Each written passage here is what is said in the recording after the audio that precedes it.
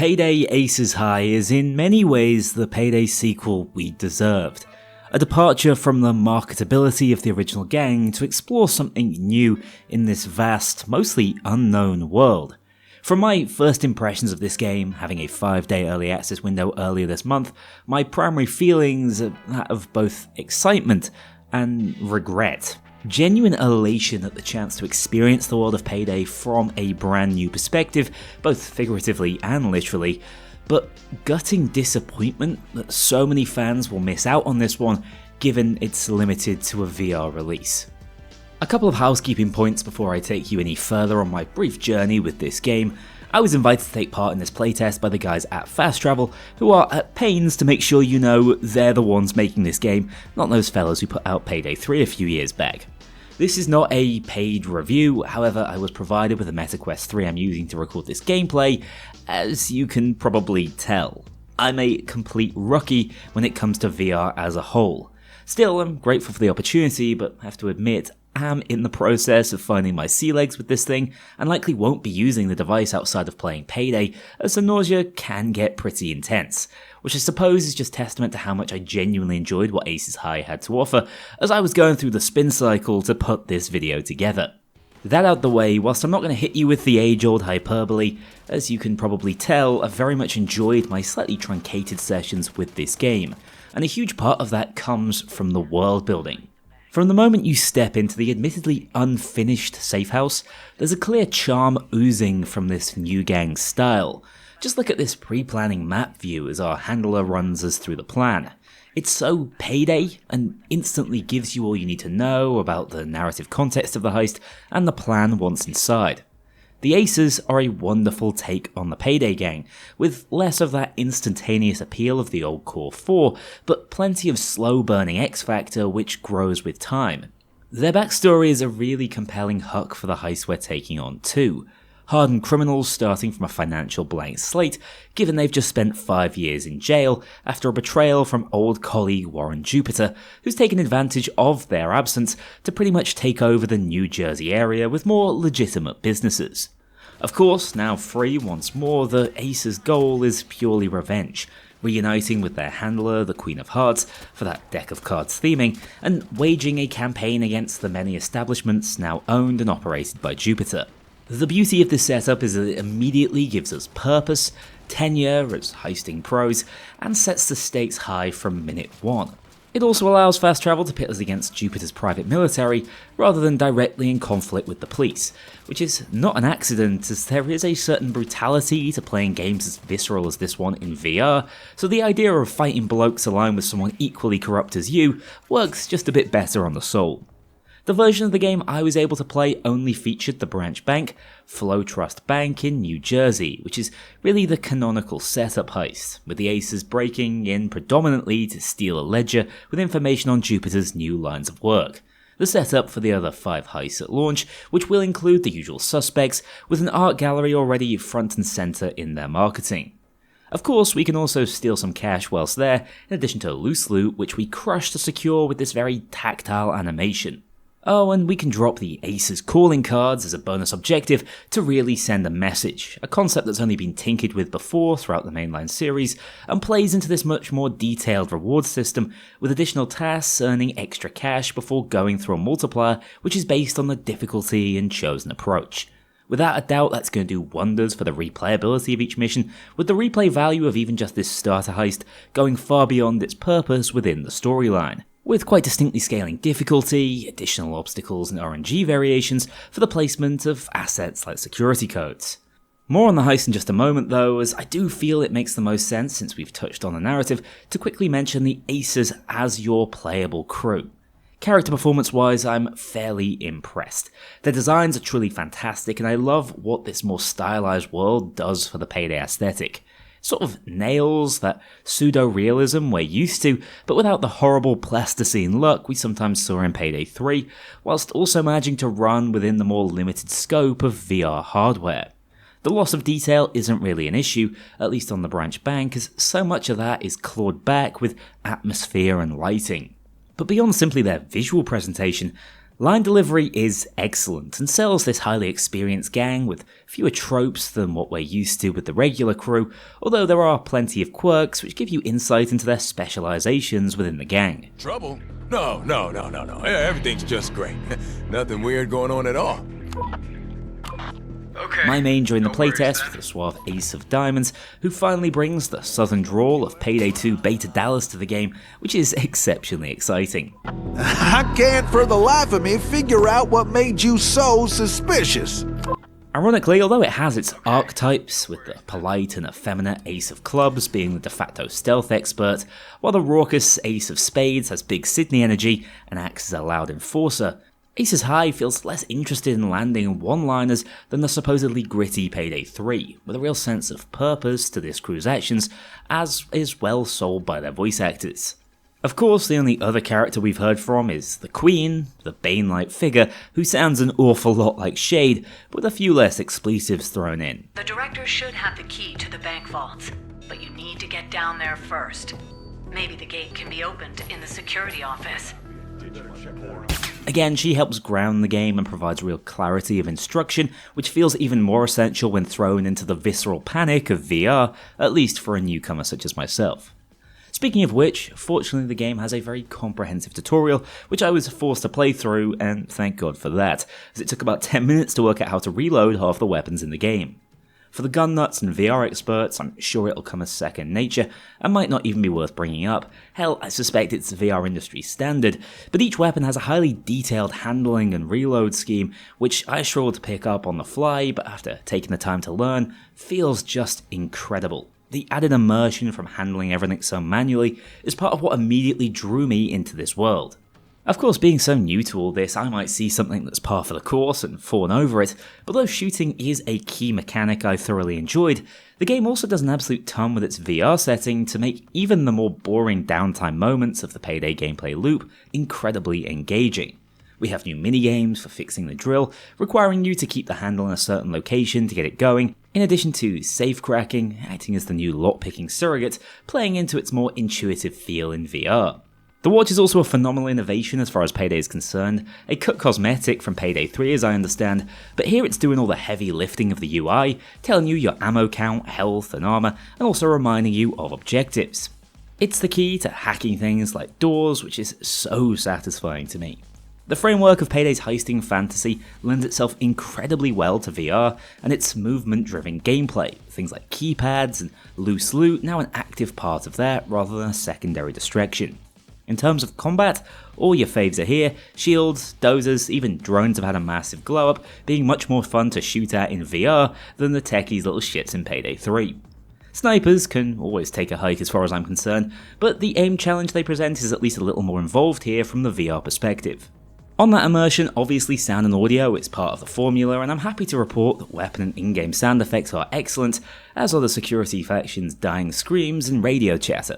The perfect combo of campy Payday action and a more militaristic setting.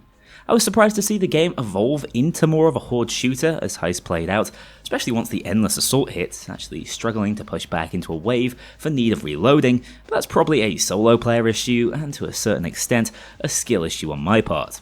Keep in mind though, this is certainly still a co-op centric game, objectives are the focal point here more so even than in the mainline game, and so having buddies to play with will be key. Just keep in mind friendly fire is also very much so turned on and scales with the difficulty. That means issues I've run into with the crew AI being a bit unresponsive at times are not the end of the world, and is something being actively worked on prior to release so they can function as even better pack mules. The final piece of the puzzle when it comes to nailing that Payday feel is its music, and I'm happy to report that this is at the very least not a letdown. The track associated with the branch bank is very Payday in its essence, although as an unusually vocal heavy track I found it a little bit off-putting at times.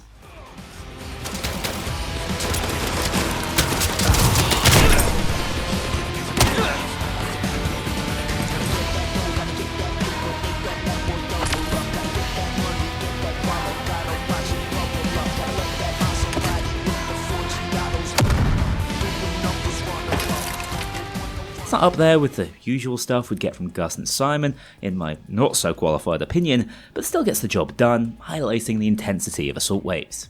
Of course, the tutorial also teaches you the basics of stealth, which is omnipresent here, a sensible move as it's so expensive to create heists you might as well go all in when you do.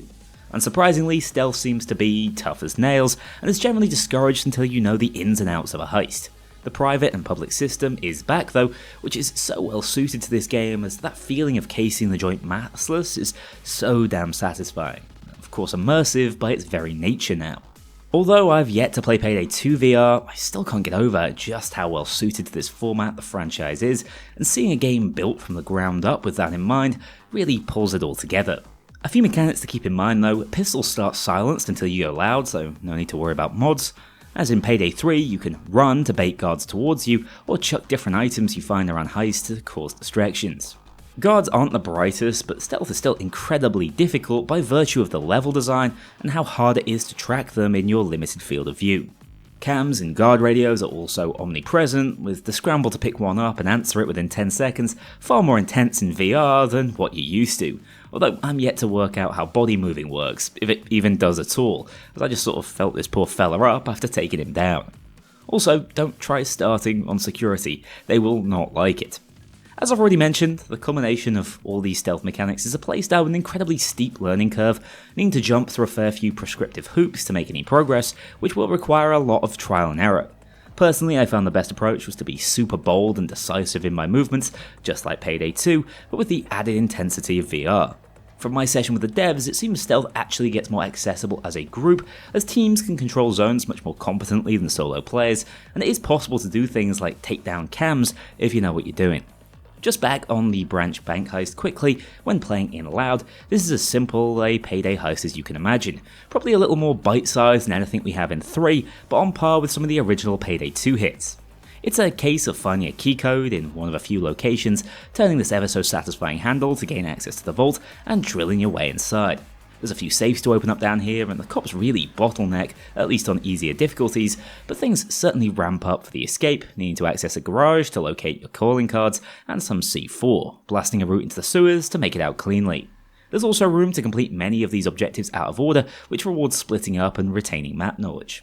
Of course, this all goes smoothly on easy, but once faced with normal difficulty and above, you can expect some curveballs, like better hidden keypad codes, or a second C4 location at the exit, bearing in mind that these are heavy and take up one of your arms, quite literally, making it tricky to balance fighting off the cops and clearing the objectives.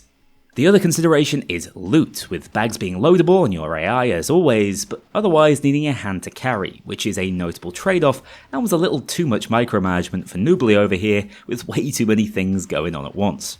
One nice feature though is the loot drop point directly into the sewers, a nice little time saver we can use to move the bags less manually, although that won't prevent a dozer ambush taking place at the exit, your classic Payday set piece. And a bridge too far for me during my first attempt on normal, which should indicate difficulty is certainly there, although I'm hardly the benchmark for any of you veteran VR players out there. Difficulty wise, there's a lot of moving parts right now, so what you play here is far from final, but the shotgun responders are massively overtuned. I think harder difficulties, as much as they try to ramp things up organically, do currently run into the issue of health bloat with cops taking just a bit too long to kill from hard upwards. It turns the optimal strategy to sort of playing around them and waiting for waves to end, which isn't ideal.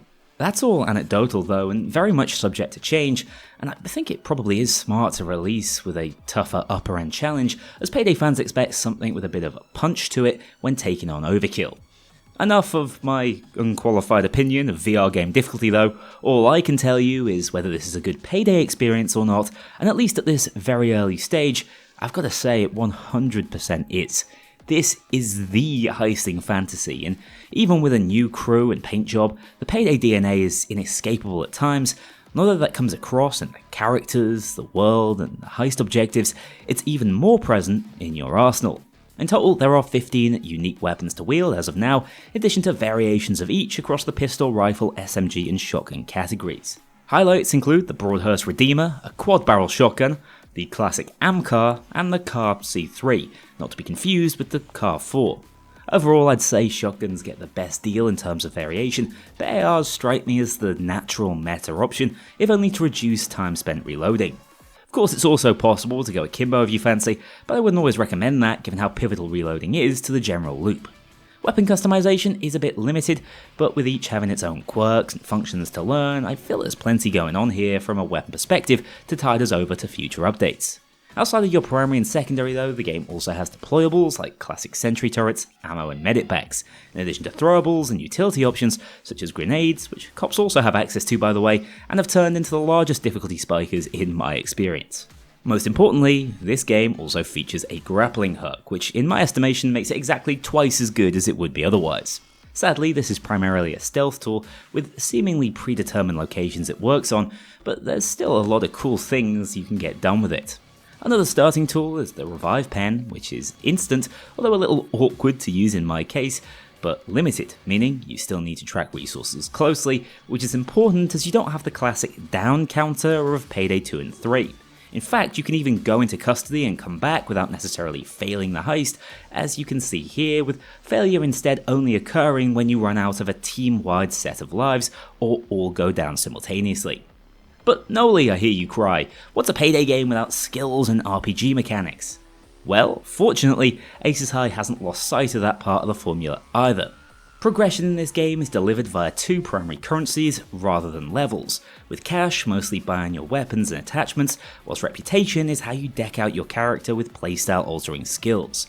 Each of the four character classes come with their own thematic skill sets, but they can be freely mixed and matched a la Payday 2 and fall into one of three categories: personal, team stackable, and passive, giving you either unique abilities, team boosts, or character buffs depending on which you equip. You will unlock up to 3 slots for passives, with 1 personal and 1 team stackable slot on every build. It's a very stripped back system, which makes sense given the game's much lower power ceiling, owing to its format really. You could hardly have players running world record pace marathons whilst hitting crazy damage multipliers when the game is trying to feel more grounded and involved. Rather than being gameplay warping, these are more so incremental boosts to your character, which can further level up to higher tiers depending on the specific effect. Some of the more recognisable ones include Demolitionist to boost your explosive radius if you want to roleplay as a Payday 3 player, Berserker for increased damage on low health if you want to roleplay as a Payday 2 player, and Beast of Burden if you know what's good for you and don't want bags to weigh a bloody ton. Keep in mind there are also stealth-specific skills that can make that nightmarishly difficult playstyle at least marginally more approachable.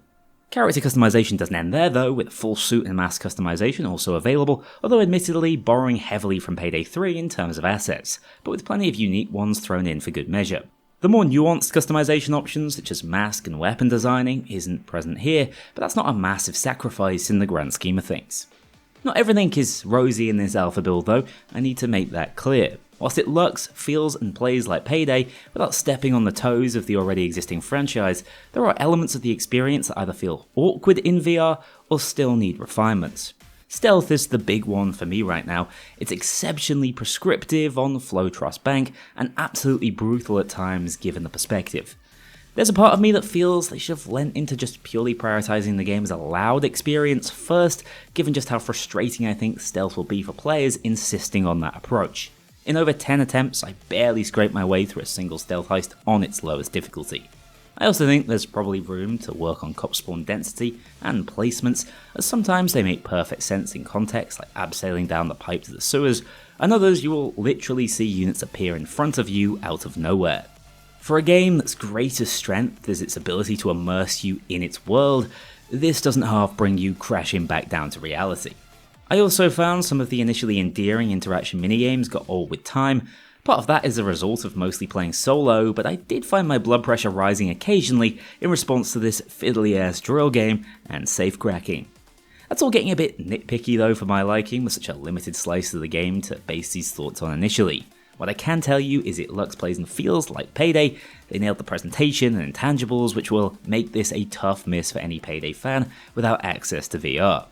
I also noted a lot of the wider world tendencies that are heavily emphasised across Payday 3 will reappear here, and you'll even hear whisperings of factions like Treaty, the new Murky Water, although nothing that actually shows up in-game. So whilst not a sequel per se, they certainly have the DNA and vibe going for them. So with that in mind, it now behooves me to remind you can sign up for a live public playtest to give this a go yourselves. the sort of confidence in a product I like to see, rather than keeping things behind closed doors for the creators. So unlike the dissonance we had last time with these early access Payday 3 sneak peeks, you guys get the opportunity to come to your own conclusions on this game pretty much simultaneously. There are a few additional things to note before stepping into this one. There will be 6 heists on launch with a 7th free heist in development, and plan to release as a free post-launch DLC. For right now though, you're stuck with just the bank heist. Beyond that, we know there are planned updates, but the extent and time frame of these will of course be dependent on profitability. Of course, the elephant in the room here is it's a bloody VR exclusive, which massively limits its reach, but is also the format lending it so much potential. We've been told it's going to remain VR exclusive for the time being, and I personally suspect that's how it will stay indefinitely, meaning no headset, no aces. A few other technical things to note, which I assume is partially a response to Payday 3's reception. There will be no outright offline mode, although I'm not sure how that's perceived within the VR gaming space relative to other audiences. Crossplay will be available between PC and Quest, but the game won't be releasing on earlier models of the Quest, and whilst PSVR 2 is a long-term goal, there's no news on that yet, given the cost to port it over. Modding is also not currently supported, but certainly not written off either, given the incredible longevity it has granted Payday 2. With everything I've just said considered, what are you waiting for? Payday Aces High might just blow you away, but don't tell anyone I said that, I'll never hear the end of it. We know launch is planned for later this year, it's looking like Q4 at this point, so watch out GTA 6, a new crime game is coming for your crown. Now let me know what you think from what you've seen, or if you've been able to give it a play, and if this would be enough to make you consider taking the plunge on a whole new VR setup. Finally, let me know if this gameplay was watchable. I'm told my camera movements are erratic at the best of times, but I had an absolute nightmare with the setup for this. One day I'd love to record with the webcam on so you could see me walking into walls, but for right now, just getting you some fresh gameplay was about all I could muster. I hope it makes you less sick to watch than it did me to play. But anyway guys, have a great week, and I'll see you all very soon in the next video. A huge thank you to my dedicated Patreon backers. If you want to join this crew in going infamous, check out the link below and pledge as little as $2 to see your name in the credits, or get 24-hour early access to future videos and vote on upcoming content. Take care, I'll see you all soon.